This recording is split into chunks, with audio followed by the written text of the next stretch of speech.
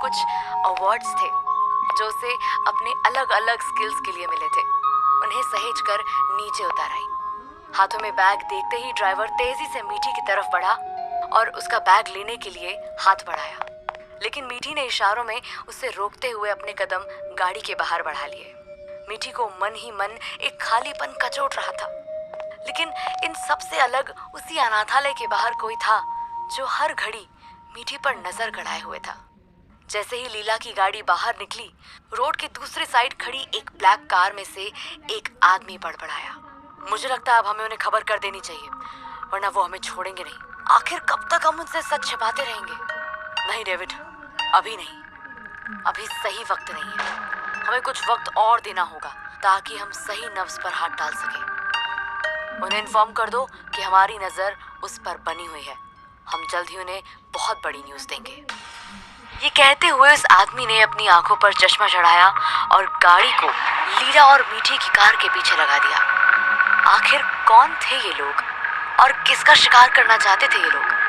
क्या मीठी किसी मुसीबत में फंसने वाली थी?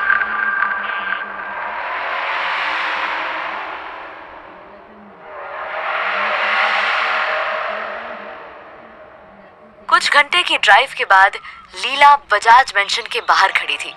गाड़ी से उतरते ही उसने फटाफट मीठी का हाथ पकड़ा और उसे दरवाजे पर ले जाकर बोली, आज से ये तुम्हारा घर है, सिर्फ तुम्हारा। जैसे तुम वहाँ इतने लोगों के बीच रहती थी, वैसे ही यहाँ भी तुम पूरे परिवार के साथ रहोगी। तुम्हारी माँ, तुम्हारे पापा, कजिन और एक प्यारी सी दादी। तुम्हें यहाँ बहुत अच्छा लगेगा मीठी। लीला चहकते हुए ये सब कह रही थी, लेकिन मीठी भाव शून्य होकर सिर्फ उन्हें सुन रही थी। लीला ने अब मीठी का हाथ पकड़ा और मीठी को घर के दरवाजे तक ले आई।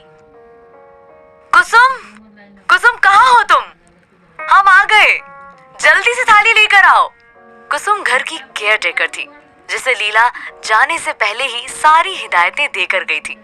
लेकिन इतनी आवाजों के बाद भी जब कुसुम नहीं आई तो लीला तमतमाते हुए घर के अंदर गई और खुद ही पूजा की थाली लेकर मीठी का स्वागत करने लगी।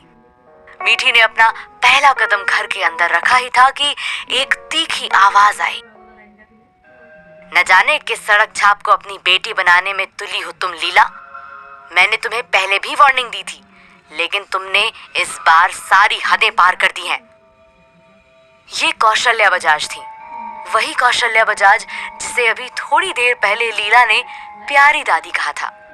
मीठी को बुरा ना लगे इसलिए लीला ने थोड़ा बातों को संभालते हुए कहा, माँ ये आप कैसे बात कर रही हैं? मीठी हमारी बेटी है, मेरी और आपके बेटे युवराज की बेटी है, जो उस हादसे के कारण हमसे बिछड़ गई थी। इतने सालों बाद हमें ये खुशी मिली है। प्लीज आप ऐसी बातें ना करें। अरे किसी के भी गंदे खून को तुम मेरे युवराज की बेटी बताकर कचरे के ढेर से उठा लाओगी तो मैं उसे अपना खून मान लूंगी? हरगिज नहीं, ये किसी के नाजायज पापों का फल है और मैं इसे अपनी पोती हरगिज नहीं मान सकती। लेकिन पूरा घर जानता है कि ये मेरी बेटी है, हमारी डीएनए रिपोर्ट मैच करती है। आप प्लीज ऐसी बातें मत करें। इतनी तीखी बातें सुन लीला और मीठी दोनों के दिल पर चोट लगी थी, लेकिन दादी यहाँ भी नहीं रुकी। देखो लीला, तुम जो चाहे दलील दे दो, लेकिन मैं इस लड़की को अपनी पोती का दर्जा बिल्कुल नहीं दूंगी। इसकी शक्ल और पहनावे से ही समझ आ रहा है कि ये कितनी अनकल्चर्ड है। ना जाने कितनी नाजायज औलादों के बीच इसका उठना बैठना होगा। पता नहीं ये कहाँ कहाँ घूमी फिरी होगी। मुझे तो इसकी शक्ल से ही घिन आ रही है।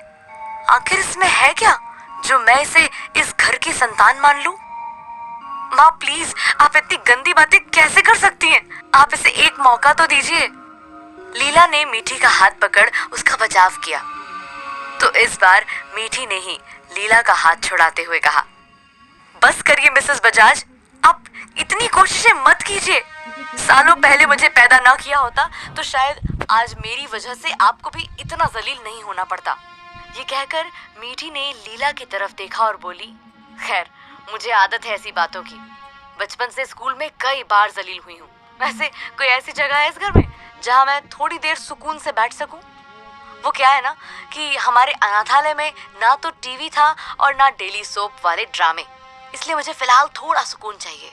लीला को मीठी के इस तरह बोलने पर थोड़ा सा बुरा लगा था, लेकिन दादी ने ये मौका न गवाते हुए कहा, सड़क छाप को बेटी बनाओगे तो धज्जियां तोड़ेंगी ही। खैर अच्छा ही है, तुम्हें अपनी गलती की सजा तुम्हारी सो कॉल्ड बेटी ही दे।